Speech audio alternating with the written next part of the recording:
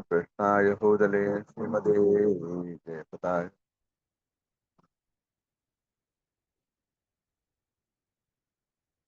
नमः। ओं विष्णुपादाय कृष्णपृष्ठाय भूतले श्रीमते भक्तिवेदान्तस्वामिने नामिने नमस्ते सरस्वती देवी गौरवाणी निर्विशेषा शून्यवादी पाश्चात्यदेशधारिणे जय श्री कृष्ण चैतन्य प्रभु नित्यानंद श्री अद्वैत गदाधर। हरे कृष्णा कृष्ण कृष्ण हरे हरे, हरे राम राम राम हरे हरे। ओम नमो भगवते वासुदेवाय, नमो भगवते वासुदेवाय, नमो भगवते वासुदेवाय। हरे कृष्ण।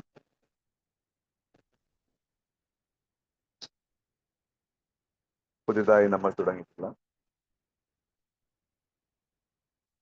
ശ്രീമദ് ഭഗവത്ഗീത തുടക്കം മുതൽ ഭഗവത്ഗീത അഭ്യസിക്കാൻ പഠിക്കാൻ എത്തിങ്ങാണ്. കേൾക്കാവോ മാതാജി? കേൾക്കാം പ്രഭു, കേൾക്കാം. അതിന്റെ ഭാഗമായിട്ട് എനിക്ക് ഇന്ന് തന്നിരിക്കുന്ന ശ്ലോകം ഒന്നാം അധ്യായത്തില്, ഇത് ഒന്നാം അധ്യായം 27-28.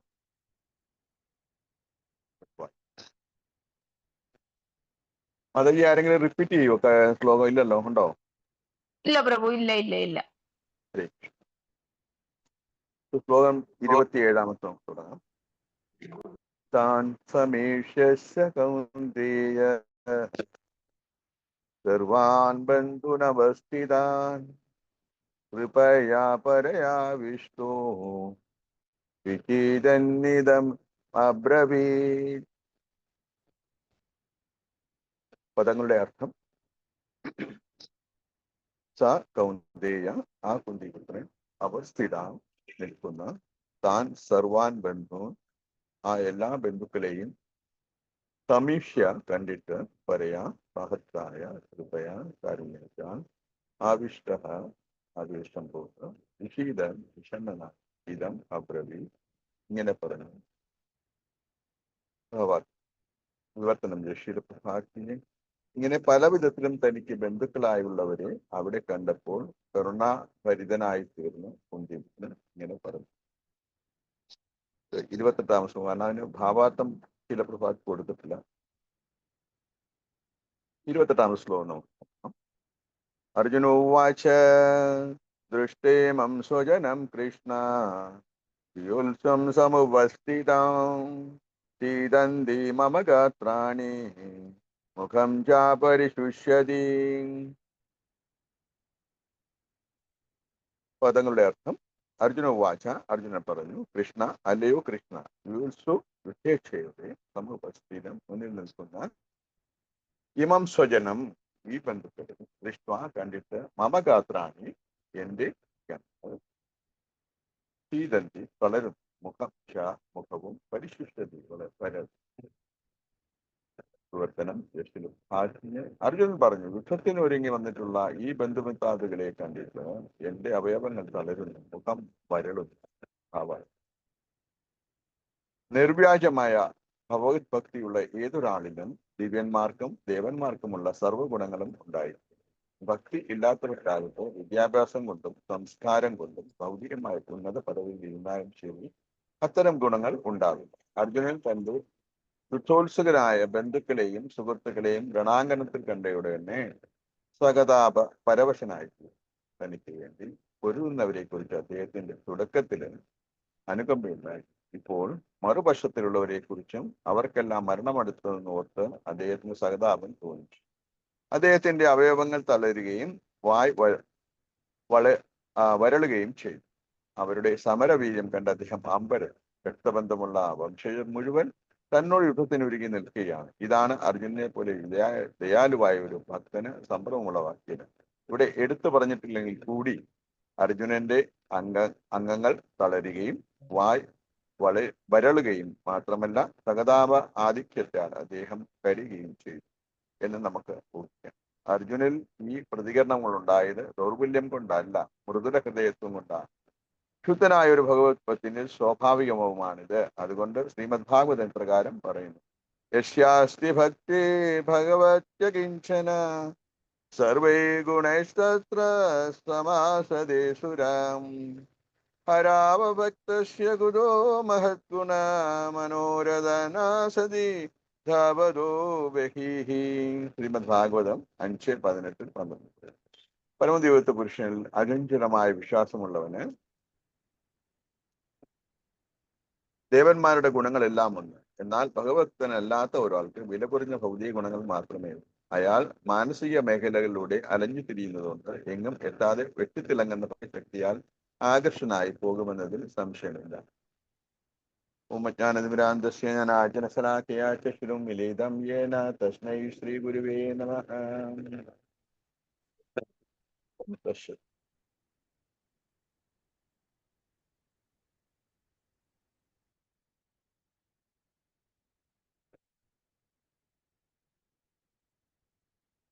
അപ്പൊ ഇവിടെ ആദ്യം സൈനിക നിരീക്ഷണം 1-ാം അധ്യായത്തിലെ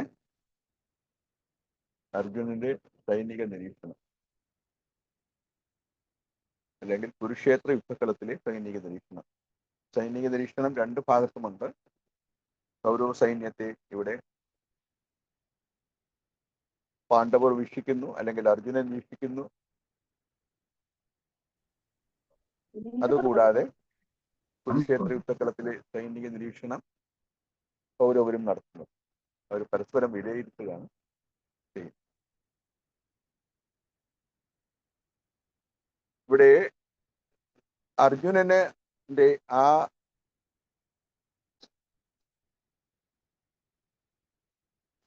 അർജുനനുണ്ടായ ആ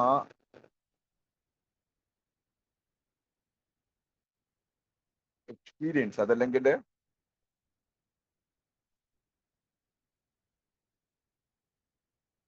ആ ഒരു മനസ്സിന്റെ അസ്വസ്ഥത,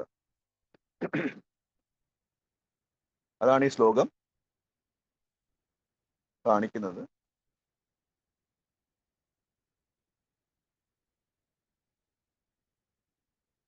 അധ്യായം 1-ലെ ഭാഗം 2 എന്നുള്ള വിഷയമാണ്. 1.28 മുതൽ 1.30 വരെയുള്ള ആ അർജുനന്റെ ആ മനോഭാവത്തെയാണ് ഇവിടെ കുറിക്കുന്നത്.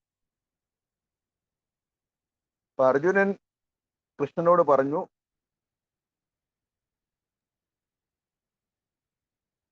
രണ്ട് സൈന്യത്തിന്റെയും ഇടയ്ക്ക് കൊണ്ട് നമ്മുടെ രഥത്തെ നിർത്താൻ പറഞ്ഞു.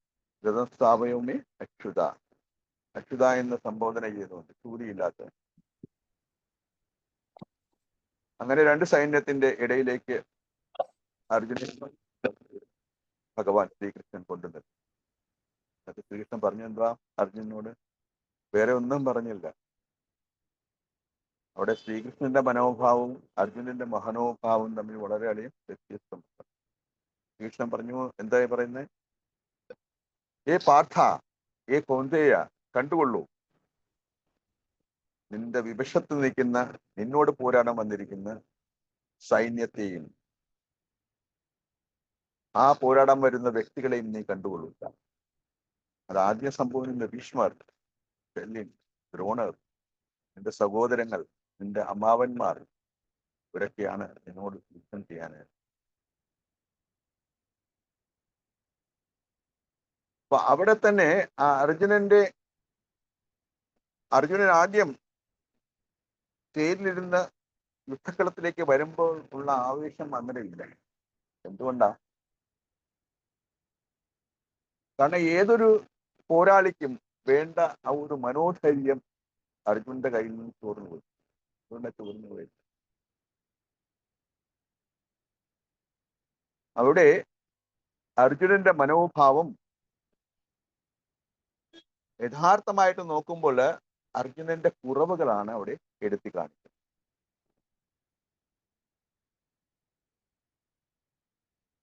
അപ്പൊ ഓരോ വ്യക്തിക്കും അവരുടെ കുറവ് എപ്പോഴാണ് ബോധ്യപ്പെടുന്നത്? അതിനെ നിരീക്ഷിക്കാൻ ആളുള്ളപ്പോഴല്ലേ? അപ്പോൾ മാത്രമേ ആ വ്യക്തിക്ക് അദ്ദേഹത്തിന്റെ കുറവുകൾ മനസ്സിലാക്കാൻ.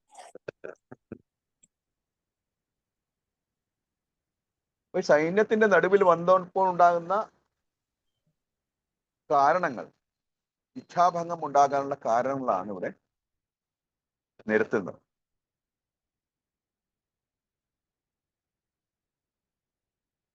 അർജുനന്റെ ആദ്യത്തെ വാദം എന്തുവാണ്? അനുകമ്പ, അല്ലെ? തന്റെ സ്വന്തം മിത്രാദികളോടും തന്റെ സഹോദരന്മാരോടും തന്റെ സുഹൃത്തുക്കളോടുമുള്ള അനുകമ്പ.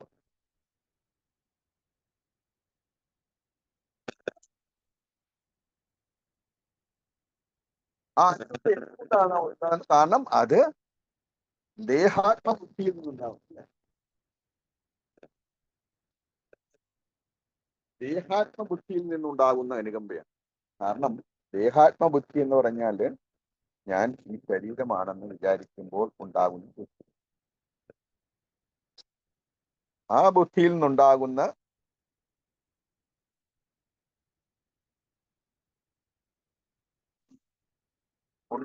ആ അഭിനിവേശം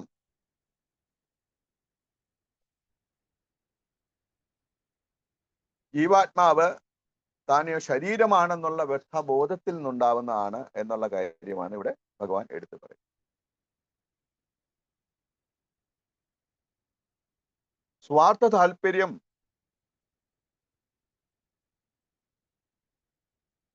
ശാരീരിക അധിഷ്ഠിതമാകുന്ന സ്വാർത്ഥതയും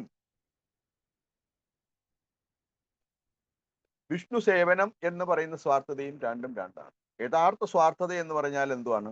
ആത്മാവിന്റെ സ്വാർത്ഥത. ആത്മാവിന്റെ സ്വാർത്ഥത എന്ന് പറഞ്ഞാൽ ഭഗവാനെ സേവിക്കണം, അതായത് സ്വന്തം താല്പര്യം ഇല്ലാതെ ഭഗവാനെ സേവിക്കണം എന്നുള്ളതാണ് ആത്മതാല്പര്യം, സ്വാർത്ഥത. എന്നാൽ ശാരീരിക സ്വാർത്ഥതയെ ശരീരത്തെ പുഷ്ടിപ്പെടുത്തുന്നത് എന്തും, അല്ലെ ശരീരത്തെ സന്തോഷിപ്പിക്കുന്നത് എന്തും, അല്ലെ ഇന്ദ്രിയങ്ങളെ സന്തോഷിപ്പിക്കുന്നത് എന്തും സ്വീകരിക്കുക. ഇവിടെ അർജുനന്റെ ഭാവം സ്വാർത്ഥ താല്പര്യമല്ലേ? കാരണം ബന്ധുജനങ്ങളുടെ അവസ്ഥ കണ്ട്, അല്ലെങ്കിൽ പോരാളികളുടെ അവസ്ഥ കണ്ട്, അല്ലെ പോരാളികൾ നമ്മളെ അഭിമുഖീകരിക്കാൻ വരുന്ന പോരാളികളുടെ യുദ്ധവീര്യം കണ്ട് അവരോട് അനുകമ്പ തോന്നണമെങ്കിൽ അത് തീർച്ചയായിട്ടും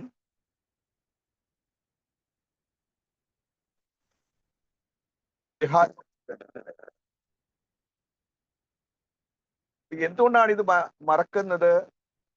സ്വാർത്ഥം, വിഷ്ണു സ്വാർത്ഥത എന്ന ആ അവസ്ഥ, ജീവാത്മാവിന്റെ അവസ്ഥ മറക്കുന്നത് എന്തുകൊണ്ടാണ്? ബദ്ധാവസ്ഥയിലായത്. എങ്ങനെ ബദ്ധാവസ്ഥനായി? ഭൗതികതയെ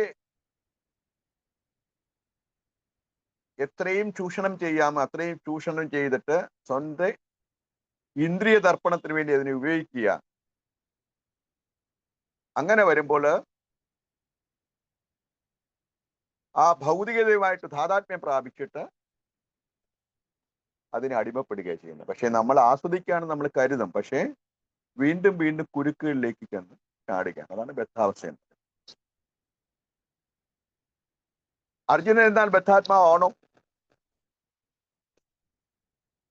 അർജുനൻ എന്ന് പറഞ്ഞാൽ ഭഗവാന്റെ സഹചാരിയാണ്, അല്ലെ? എത്രയോ ജന്മം ഭഗവാനോട്ടുള്ള അവതാരങ്ങളിൽ എത്രയോ പ്രാവശ്യം അർജുനൻ സഹചാരിയായിട്ട് വന്നു. പക്ഷെ ഇവിടെ ബദ്ധനായിട്ടുള്ള, അല്ലെ ആത്മാവിലെ പെരുമാറാനായിട്ട് ഭഗവാന്റെ ഇച്ഛയാലാണ് ആ ഒരു പെരുമാറ്റം അവിടെ നടക്കുന്നത്.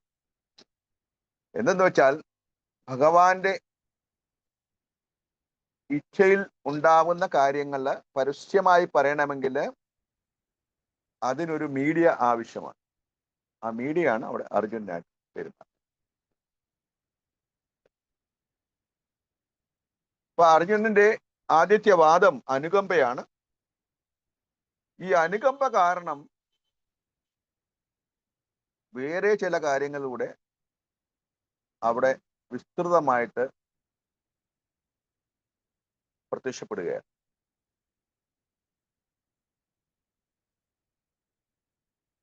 അങ്ങനെ ആ സൈനിക നിരീക്ഷണത്തില് തന്റെ ബന്ധുക്കളാണ് തന്നോട് പുരാണം വന്നിരിക്കുന്നത്, അവരെല്ലാം എൻ്റെ സഹോദരങ്ങളാണ്, എൻ്റെ ഗുരുക്കന്മാരാണ്, അതുപോലെ തന്നെ എൻ്റെ അമ്മാവന്മാരുണ്ട്, ചാലന്മാരുണ്ട്, അങ്ങനെ കുറെ ആൾക്കാരുണ്ട്. അപ്പൊ ഇവരെയൊക്കെ കണ്ടു കഴിഞ്ഞപ്പോഴത്തേക്ക് അവരുള്ള അനുകമ്പ കാരണം ഉള്ള ശാരീരിക വ്യത്യാസങ്ങളാണ് ഭഗവത്ഗീതയില് 1-ാം അധ്യായത്തിലെ ആദ്യത്തെ ഭാഗം പറയും.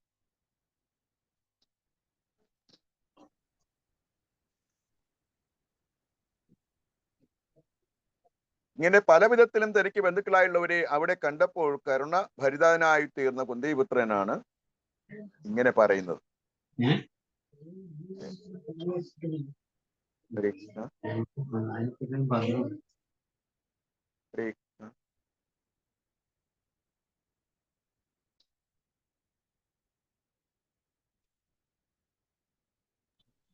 അങ്ങനെ കൃഷ്ണൻ ഇവിടെ അർജുനൻ ഇവിടെ എന്തൊക്കെയാ പറയുന്നത്?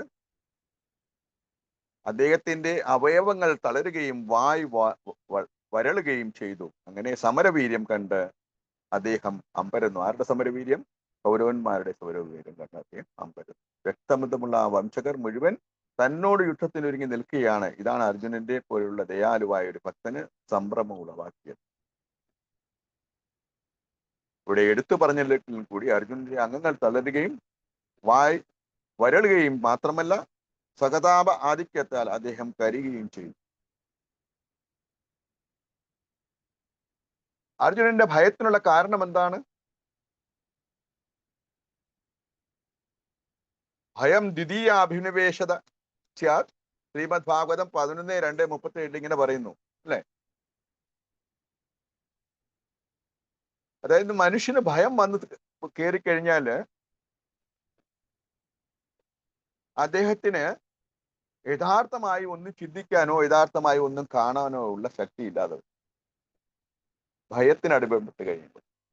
ഭയം എന്തുകൊണ്ടാണ് ഉണ്ടാവുന്നത്? അഭയമില്ലാത്തത് കൊണ്ട് ഭയമുണ്ട് അല്ലെ? ആരാലും അഭയമില്ലാത്തതിനാൽ ഭയം ഉളവാകും. എന്തിന്റെ ഭയം? മരണഭയം. അപ്പൊ ആരുടെ മരണത്തിന്റെ ഭയമാണ് ഇവിടെ അർജുനനെ ഭാവിച്ചിരിക്കുന്നത്? ബന്ധുക്കളുടെ മരണത്തിന്റെ ഭയം, മരണഭയം എന്ന് പറയാൻ. രണ്ടാമത്തെ എന്തുവാണ്? നമ്മൾ ആദ്യം പറഞ്ഞു അനുകമ്പയാണ്, രണ്ടാമത്തത് ഭയമാണ്, മൂന്നാമത്തത് ദൗർബല്യം അഥവാ ഭക്തനായതുകൊണ്ടുള്ള പരിമിതി, അതാണ് ദൗർബല്യം. ഭക്തന് പരിമിതികളുണ്ട് അല്ലെ? മറ്റുള്ളവരോട് പെരുമാറുന്നതിനും മറ്റുള്ളവരോട് പറയുന്നതിനും അവരുടെ സേവനം ഏറ്റുവാങ്ങുന്നതിനും അല്ലെങ്കിൽ അവർക്ക് സേവനം കൊടുക്കുന്നതിനുമെല്ലാം ഭക്തന് പരിമിതി. ആ പരിമിതി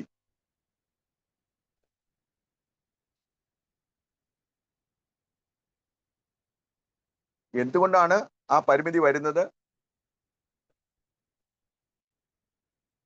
അഭയമില്ലാത്തതിനാലാണ് ആ പരിമിതി വരുന്നത്. ആരിലും ആശ്രിതനാകാതിരുന്നുകൊണ്ടാണ് ഭയം വരുന്നത്. ഒരു ആശ്രിതത്വം എടുത്തു കഴിയുമ്പോൾ ആശ്രിതനെ സംബന്ധിച്ചിടത്തോളം ഭയമുണ്ടാവേണ്ട ആവശ്യമില്ല. കാരണം ആശ്രിതന് എപ്പോഴും ആശ്രയത്വമുണ്ട്. ആരുടെ? അവരുടെ മാസ്റ്ററുടെ അല്ലെങ്കിൽ അവരുടെ നേതാവിന്റെ ആശ്രിത്വം. അതുകൊണ്ട് ആരാലാണോ ആശ്രയിക്കപ്പെടാതിരിക്കുന്നത് അത് ഭയത്തിന്റെ അടിമയായി തീരുമെന്നാണ് ഇവിടെ പറയുന്നത്. ഭൗതിക സാഹചര്യങ്ങൾ മൂലം ഏർപ്പെടുന്ന ഭയം ഉണ്ടാവുന്നുണ്ട് അല്ലെ? ഭൗതിക സാഹചര്യങ്ങൾ മൂലം ഏർപ്പെടുന്ന ഭയം എന്തൊക്കെയാണ്?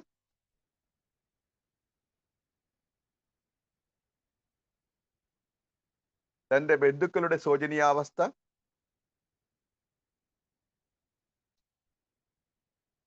തന്റെ സാമ്പത്തിക അവസ്ഥ, തന്റെ രോഗാവസ്ഥ അല്ലെങ്കിൽ തന്റെ ബന്ധുക്കളുടെ രോഗാവസ്ഥ, ഇതെല്ലാം നമുക്ക് ഭൗതികമായിട്ട് ഭയം തരുന്ന കാര്യം. ഇതിനെ എങ്ങനെയാണ് അതിജീവിക്കേണ്ടതെന്ന് ഭഗവാൻ ഭഗവത്ഗീതയിൽ പറയുന്നു.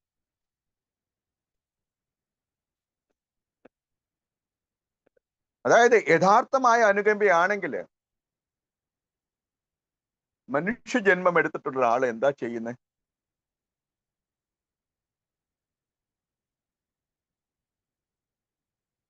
അതിന്റെ സഹജീവികളെ ഭയത്തിൽ നിന്ന് രക്ഷിക്കാൻ, അല്ലെ? അതിപ്പോ ഏത് ജീവിയാലും ശരി, അതിന്റെ സഹജീവികളെ ഭയത്തിൽ നിന്നും രക്ഷിക്കുക. ഈ ഭയത്തിൽ നിന്ന് എങ്ങനെ രക്ഷിക്കുന്നത്? നമുക്ക് ഭയമുണ്ടാകുന്ന 4 വിധ കാര്യങ്ങളില്ലേ? അതായത് ജനനം, ജന്മമൃത്യു, ജരാവ്യാധി. ഇതാണ് നമ്മളെ ഭയപ്പെടുന്നത്. പിന്നെ ദുഃഖദോഷാനുദർശനം. ഇപ്പൊ ഈ പറയുന്ന താപത്രയങ്ങളും അതുപോലെ തന്നെ ഭയവിഹുലമായ നമ്മുടെ സാഹചര്യങ്ങളും നമ്മളെ ഭൗതികമായി ഭയത്തിനടിമയാണ്. ഇതിനെങ്ങനെയാണ് അതിജീവിക്കേണ്ടത്? നമ്മളാൽ ചെയ്യാൻ കഴിയാത്ത കാര്യങ്ങളെ അതിന് കഴിവുള്ള ആളെ ആശ്രയിക്കണം. അപ്പൊ അതിന് ഉദാഹരണമായിട്ട് നമ്മൾ പറയുകയാണ്. ഇപ്പൊ ഒരു കൊച്ചു കുഞ്ഞ് ഒരു രാജപാത അമ്മയുടെ കൈ പിടിച്ച് ക്രോസ് ചെയ്യുക. രാജപാത എന്ന് പറഞ്ഞാൽ രാജവീതി ക്രോസ് ചെയ്യും. അപ്പൊ ആ രാജവീതി ക്രോസ് ചെയ്തുകൊണ്ടിരിക്കുന്ന സമയത്ത് എങ്ങനെയോ ആ കുട്ടിയുടെ കയ്യിൽ നിന്നും അമ്മയുടെ കൈ വിട്ടു. അതുവരെ ധൈര്യത്തോടുകൂടി കളിച്ചു അങ്ങോട്ട് തിരിഞ്ഞും ഇങ്ങോട്ട് തിരിഞ്ഞും നോക്കി നടന്ന കുട്ടിയുടെ ഭാവം തന്നെ മാറി. അത് കരയാൻ തുടങ്ങും. എന്തുകൊണ്ടാണ്? അവിടെ അമ്മയുടെ ആശ്രിതം കയ്യിൽ നിന്ന് പോകും. അപ്പൊ അതിനാൽ അവിടെ കുട്ടിക്ക് ഭയമാണ് വരുന്നത്. അപ്പൊ ആശ്രിതത്വം നഷ്ടപ്പെടുമ്പോൾ എല്ലാവർക്കും ഭയമുണ്ടാകും.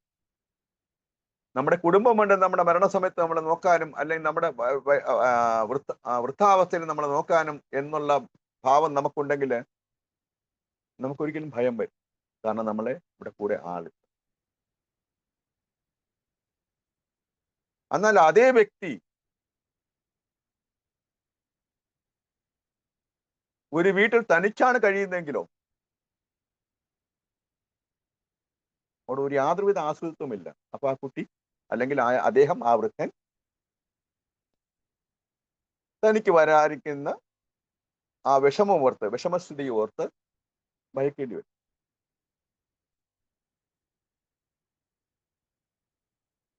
അപ്പോൾ ഈ ദ്വിതീയ ആവേശഭരിതനായ അർജുനന് ഭയത്തിനുള്ള കാരണം അദ്ദേഹം ആദ്യം തന്നെ ചിന്തിച്ചില്ല, ഞാനിവിടെ യുദ്ധത്തിന് പോവുകയാണ്, കുരുക്ഷേത്ര യുദ്ധത്തിന് പോവുകയാണ്.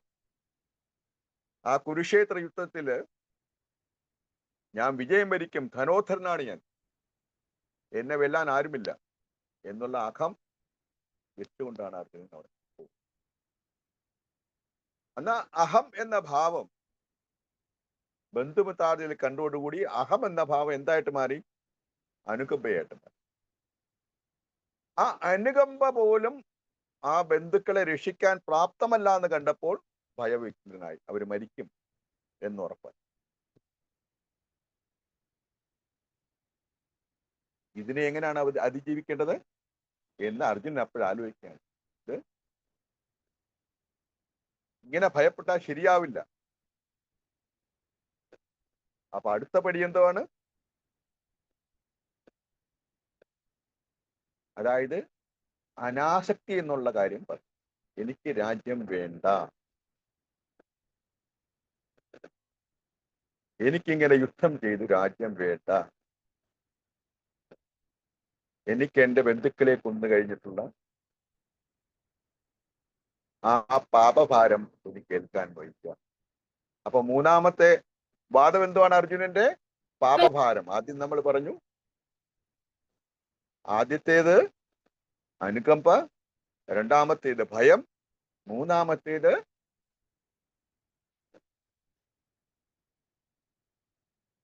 പാപഭാരം.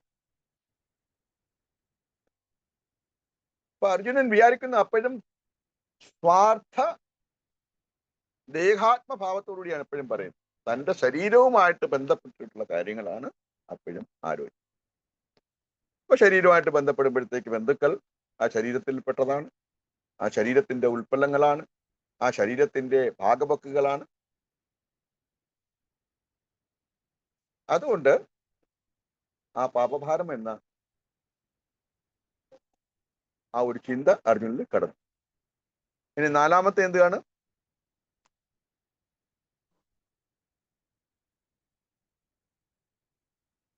അദ്ദേഹം ഹൃദയ ദൗർബല്യമായിട്ട് മാറി. അതായത് ദൗർബല്യം അദ്ദേഹത്തിൽ കടന്നുകൂടി. ആ ദൗർബല്യം എന്ന് പറഞ്ഞാൽ യഥാർത്ഥത്തില്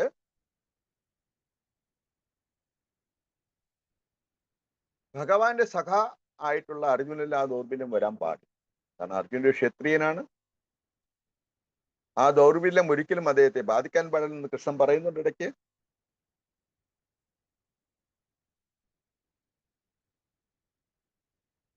അതായത് പറയുന്നുണ്ട്, ഈ കശ്മലം, ഈ അഴുക്കുകൾ നിന്നിൽ എങ്ങനെ വന്നുപെട്ടു എന്ന് തന്നെ ഭഗവാൻ ഡയറക്റ്റ് ആയിട്ട് അർജുനോട് ചോദിക്കുന്നുണ്ട് ശ്ലോകത്തിൽ. അത് വന്നില്ല.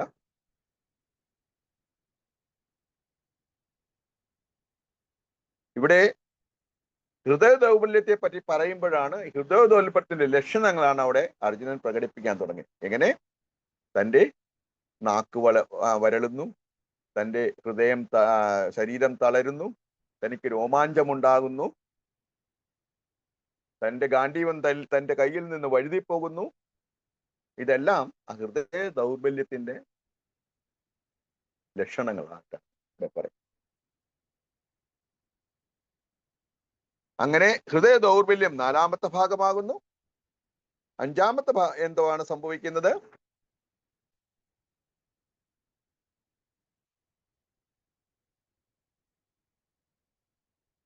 ഞാൻ നേരത്തെ പറഞ്ഞു, സ്വാർത്ഥത. തന്റെ സ്വാർത്ഥം വിഷ്ണു ആണെന്ന് അറിയാതെ ബദ്ധജീവാത്മാവ് ശാരീരിക ബന്ധങ്ങളിലൂടെ തനിക്ക് സന്തോഷം ലഭിക്കുമെന്ന് പ്രത്യാശിക്കുന്നു. അടുത്തത് ആസ്വദിക്കാനുള്ള വാഞ്ഛയാണ്. അപ്പൊ ആസ്വദിക്കാനുള്ള വാഞ്ഛ എങ്ങനെയാണ്? ഇവരെല്ലാരും യുദ്ധത്തിൽ മരിച്ചു, പിന്നെ ഞാൻ യുദ്ധം ചെയ്തിട്ട് എന്ത് കാര്യം?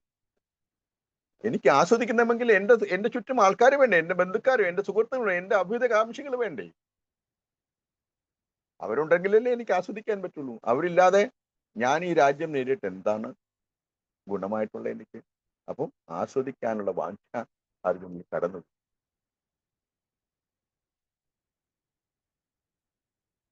അപ്പൊ അങ്ങനെ ഈ പറയുന്ന 5 കാര്യങ്ങളും പാപഭാരം നമ്മൾ പറഞ്ഞു. അടുത്ത് 5ാമത്തെ ആസ്വദിക്കാനുള്ള വാഞ്ഛ. ഇനി 6ാമത്തത് ആണ് ഏറ്റവും പ്രധാനപ്പെട്ടത്. അത് വർണ്ണാശ്രമധർമ്മത്തിലെ വിവരമാണ് അർജുനൻ എടുത്തിടുന്നത്. എങ്ങനെ? കുലക്ഷയം. ഈ കുലക്ഷയം എന്ന് വെച്ചാൽ എന്താണ്? കുലം കുലം നശിച്ചു പോകുന്നതിന്റെ അർത്ഥം, അതിനകത്ത് പല കാര്യങ്ങളാണ് അർജുനൻ അതിനകത്ത് പറയുന്നത്. കുലക്ഷയത്തിനകത്ത് യുദ്ധത്തില് ആണുങ്ങളെല്ലാം മരിച്ചു പോകും, അല്ലെങ്കിൽ പുരുഷന്മാരെല്ലാം മരിച്ചു പോയി കഴിഞ്ഞാല് വംശവർദ്ധനവിന് ഉണ്ടാക്കാനുള്ള സാധ്യതയില്ലാതെ വരും. അതുകൂടാതെ ആ കുലത്തിലുള്ള സ്ത്രീകളെല്ലാം ദൂഷിതരായി പോകും. കാരണം ഒരു കുടുംബം നടത്താനായിട്ട് ആ വീടിന് നാഥനില്ലെങ്കിൽ അന്നത്തെ ആഹാരത്തിന് വേണ്ടി ആ വീട്ടിലെ സ്ത്രീകൾ പുറത്തു പോകേണ്ടി വരും. അങ്ങനെ പുറത്തു പോകുന്നവര് സമൂഹത്തിലെ അധമന്മാരുമായിട്ട് ബന്ധപ്പെടേണ്ടി വരും. അപ്പോൾ അങ്ങനെ അവർ ദൂഷിതരാകാനുള്ള സാധ്യത ഉണ്ടെന്നാണ് അർജുനൻ ഇവിടെ പറയുന്നത്. അതുകൂടാതെ കുലക്ഷയത്തിന് 2ാമത്തെ കാരണം എന്താണ്? പിണ്ടോദക ക്രിയ ചെയ്യാൻ ആരുമില്ലാതെ വരും. അങ്ങനെ ദൂഷിതരായവർക്ക് ആവശ്യമില്ലാത്ത കുഞ്ഞുങ്ങൾ ജനിക്കാനുള്ള സാധ്യതയും, അങ്ങനെ വർണ്ണ ആശ്രമധർമ്മങ്ങളിൽ പെടുന്ന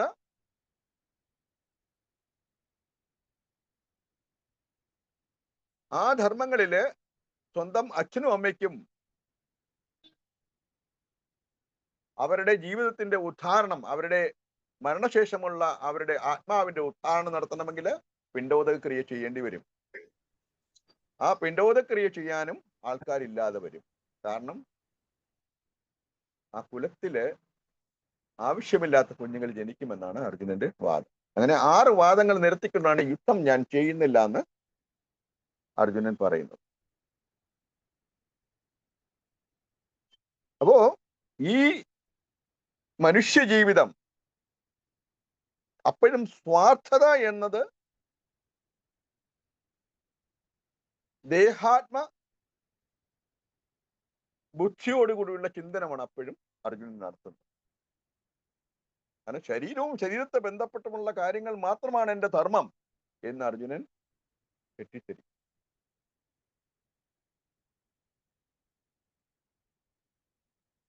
തന്റെ യഥാർത്ഥ ധർമ്മമായ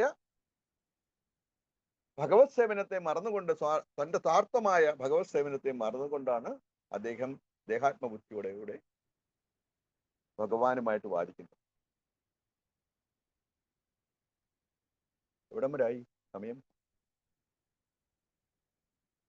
ഇനി 15 മിനിറ്റ് കുറച്ചുകൂടെ മുന്നോട്ട് പോകാം.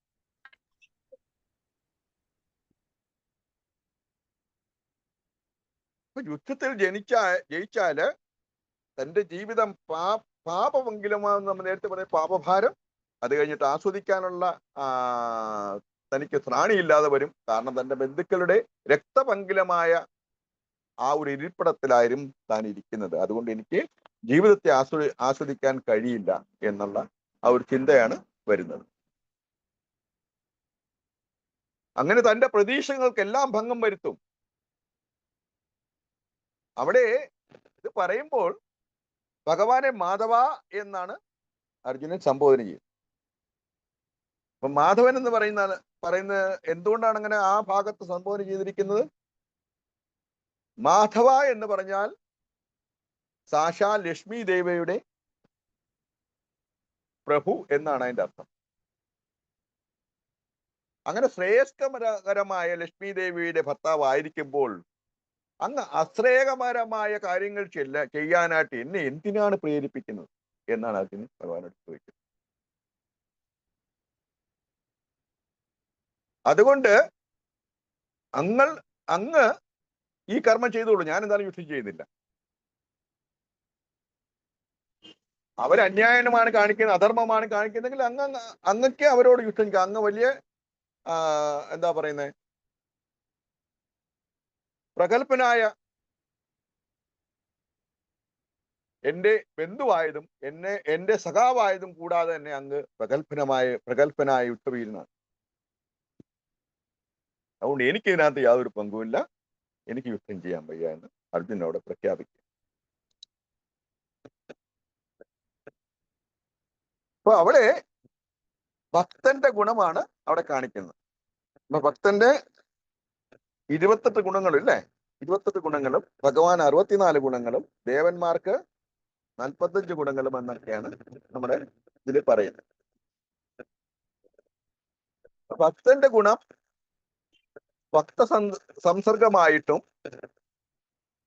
സാധുസംഘത്തിലും ശാസ്ത്രങ്ങൾ പഠിച്ചും ദേവതുല്യമായ ഗുണങ്ങൾ നേടുമെന്നാണ് പറയുന്നത്. അപ്പൊ അതിലൊരു ഗുണമാണ് ദൗർബല്യം, അതായത് അനുകമ്പ. അതായത് ഭഗവത് ഭക്തർ എപ്പോഴും ദുഃഖിയാണ് അല്ലെ. അന്യരുടെ ദുഃഖം കാണുമ്പോൾ ദുഃഖം തോന്നുന്നവരാണ് ഭക്തർ. പക്ഷെ ഇവിടെ യഥാർത്ഥത്തില് അർജുനൻ ക്ഷത്രിയനാണ്. അർജുനന്റെ സ്വധർമ്മം എന്ന് പറയുന്നത് രാജ്യത്തിനെതിരെ വരുന്ന എല്ലാ അപകടങ്ങളെയും തരണം ചെയ്ത് രാജ്യത്തെ പ്രജകളെ സംരക്ഷിക്കുക എന്നുള്ളതാണ് ഒരു ക്ഷത്രിയൻ എന്നുള്ള നിലയിൽ അർജുനന്റെ ഉത്തരവാദിത്വം. ആ ഉത്തരവാദിത്വം നിറവേറ്റാതെ സ്വാർത്ഥകമായ പല കാരണങ്ങൾ പറഞ്ഞുകൊണ്ട് ആ യുദ്ധത്തിൽ നിന്നും മാറി നിൽക്കാം എന്നുള്ള തീരുമാനം ഒരു ക്ഷത്രിയന് ചേർന്നതല്ല എന്ന് ഭഗവാൻ ഇവിടെ പറയുന്നു. ഒരു ഭക്തന്റെ നിലയിൽ പറഞ്ഞാൽ അർജുനന്റെ ഗുണം ശ്ലാഘ്യമാണ് അല്ലെ. പക്ഷെ ഇവിടെ ഭക്തന്റെ റോൾ അല്ല അർജുനുള്ളത്. അധർമ്മത്തിനെതിരെ യുദ്ധം ചെയ്യുക, തന്റെ പ്രജകളെ സംരക്ഷിക്കുക, തന്റെ രാജ്യത്തെ സംരക്ഷിക്കുക എന്നുള്ള ഉത്തരവാദിത്വമാണ് അവിടെ ഉള്ളത്. അത് അല്പം മുമ്പ് വരെ ആ ഉത്തരവാദിത്വത്തിൽ വളരെയധികം സന്തുഷ്ടനായിരുന്നു അർജുനൻ. പക്ഷെ യുദ്ധക്കളത്തിൽ തന്റെ രഥം കൊണ്ടുവന്ന് രണ്ട് സൈന്യത്തിന്റെയും ഇടയിൽ നിർത്തിയിട്ട് ആ ഭീഷണം നടത്തിയപ്പോൾ അവിടെ അർജുനന് കൈമോശം വന്നു. തന്റെ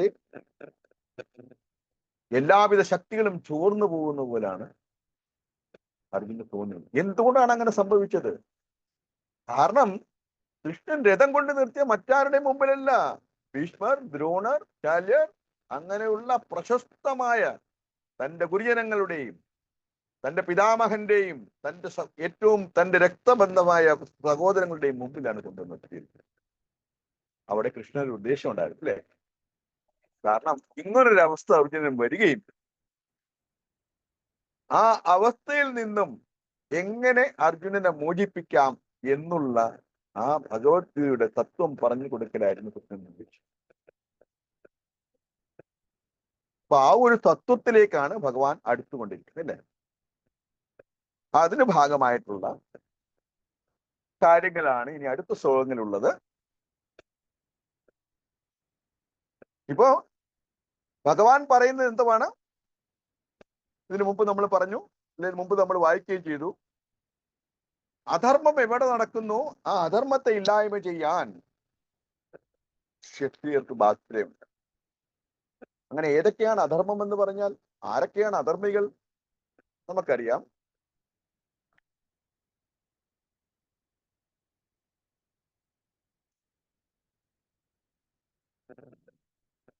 അതായത് 6 അധർമ്മികൾ ഉണ്ടെന്നാണ് നമ്മൾ പഠിച്ചിട്ടുള്ളത്. ആ 6 അധർമ്മികളും ഇവിടെ ഭഗവാൻ വിശദീകരിക്കുന്നുണ്ട്. ഏതൊക്കെ രീതിയിൽ?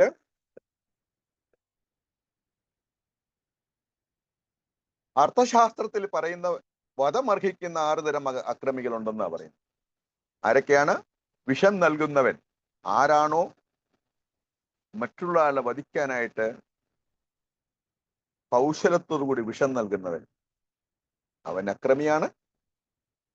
മറ്റുള്ളവരുടെ വീടിന് തീ വെക്കുന്നവൻ, അവൻ അക്രമിയാണ്. മാരകായുധങ്ങൾ കൊണ്ട് മറ്റുള്ളവരെ ആക്രമിക്കുന്നവൻ അക്രമിയാണ്. മറ്റുള്ളവന്റെ ധനം കൊള്ളയടിക്കാൻ വാഞ്ചയുള്ളവൻ അക്രമിയാണ്. മറ്റൊരുവന്റെ ഭൂമി അപഹരിക്കുന്നവൻ അക്രമിയാണ്. മറ്റൊരുവന്റെ ഭാര്യയെ അപഹരിക്കുന്നവൻ അക്രമി.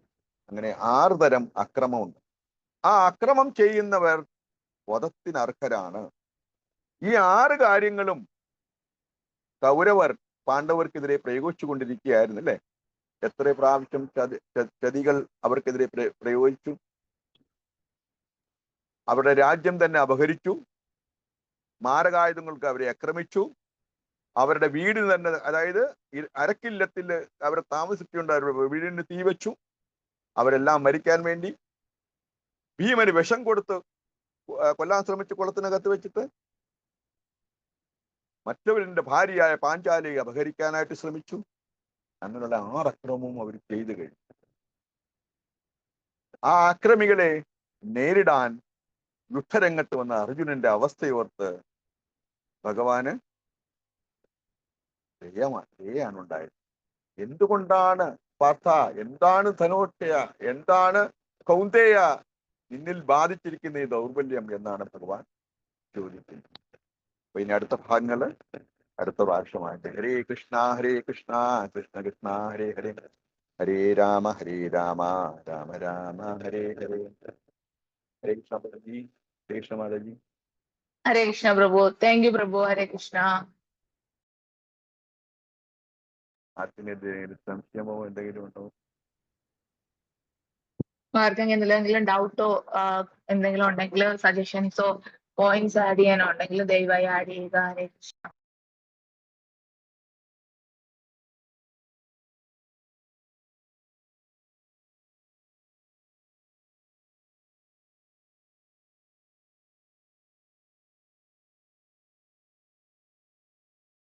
ഇല്ലെന്ന് കരുതുന്നു. ഹരേ കൃഷ്ണ പ്രഭു. അപ്പൊ നമുക്ക്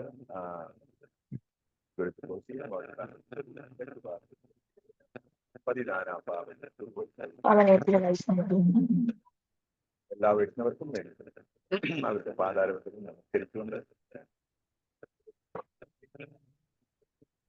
thank you Prabhu, thank you so much Prabhu. Hare Krishna.